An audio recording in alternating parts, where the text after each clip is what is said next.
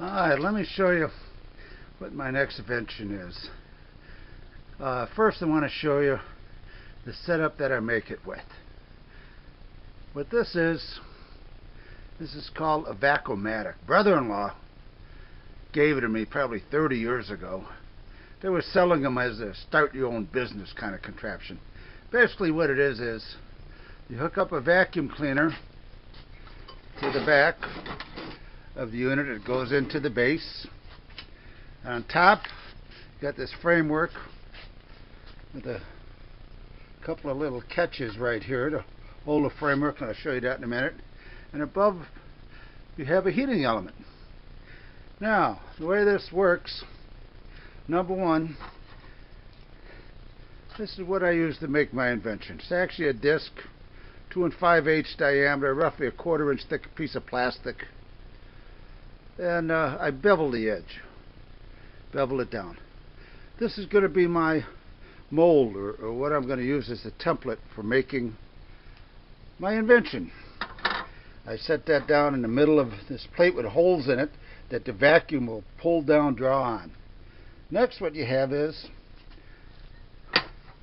a framework you set into the machine, and it's suspended up above the bottom and under the top.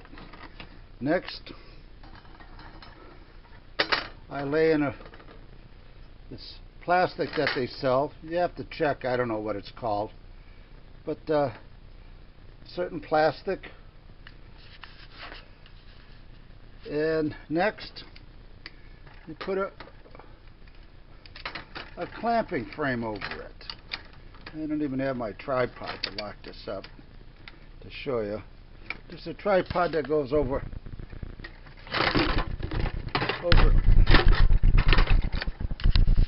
everything, but it's got some clamps on the side. And what it does is it locks this plastic down up here. Now what's going to happen, there's little latches on the side hold this plate up. And what it is, I'm going to turn on, plug in the heating element and put it down, and the heating element will lay right over the plastic. Then what happens, it heats up, the plastic will soften up. When it gets soft enough, and I'll show you what it looks like when it starts sagging up underneath, I'm going to turn the vacuum on and drop this thing. And you see how it sucks down and it forms around my little mold, or my little pattern down there. Alright, let me plug it in. Alright, as you see, top element is getting real hot. I'm going to lower it down over the plastic. Actually, the plastic is 60 thousandths of an inch thick. You can get all different thicknesses, but this is more of a stiffer plastic. There's different thicknesses. Alright, it's starting to heat up. While it's heating up, let me tell you, you can see this handle on the side. There's one on both sides. What I'm going to do, as soon as that plastic starts bowing down and really gets soft and that you can touch it, I'm going to go ahead, turn on the good old vacuum, and then I'm going to push down on these two handles on both sides. What that's going to do is, that's going to drop this down right over onto this bottom plate with all the holes in, and the vacuum is going to be sucking it down. Let's see what it looks like. Oh, I don't know if you can see in there, but I mean, she's blowing down around 3/4 of an inch. I gotta go.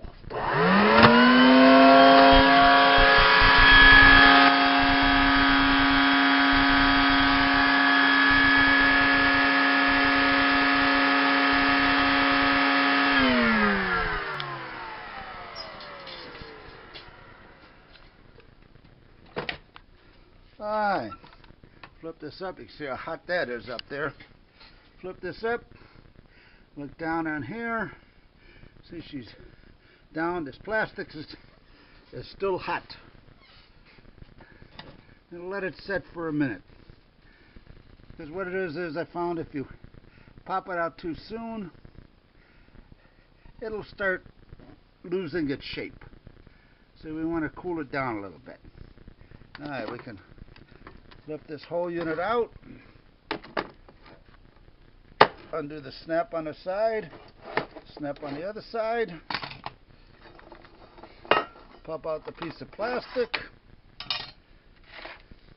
We got the shape. It's still fairly hot, so I'm going to let it just sit there for a minute or two, and then we'll pop it out and I'll show you what we have and what we're going to use it for. And then the next step would be a little setup I got that I'm going to set up to cut these out. I made maybe I'll make a couple more of them while I'm doing this. I'll make 4 or 5 of them. I'll give them to my neighbor. I'll keep one here for the house, one down in Florida. And I might as well tell you what these are going to be for. Problem I found is good old shaving cream. I use shaving cream. The only problem is, well, this one is just starting to get a little funny on the bottom. But they start rusting on the bottom. If you've got a nice countertop, you start finding rings are inside your medicine cabinet. So what these are going to be is a little snap-on insert that'll go on the bottom of the can, so it won't rust wherever you set it in the bathroom. When the can's empty, you just pop it off and put it on another can. Alright, let me pop this off. And I popped the insert off. I should have waited a little too long. It's heating up, shrinking too much on it. And I test it, and you see that snaps right on the bottom.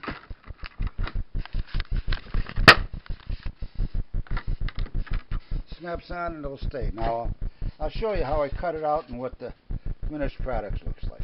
I'm going to make a couple of more of these things while I got this set up. Alright, next I'll show you how I go ahead and do that. Let me show you how I cut these free. This is actually my good old overhead router. I mean, you can set up a drill press setter to do this at a high speed. Here's I got a cutter here.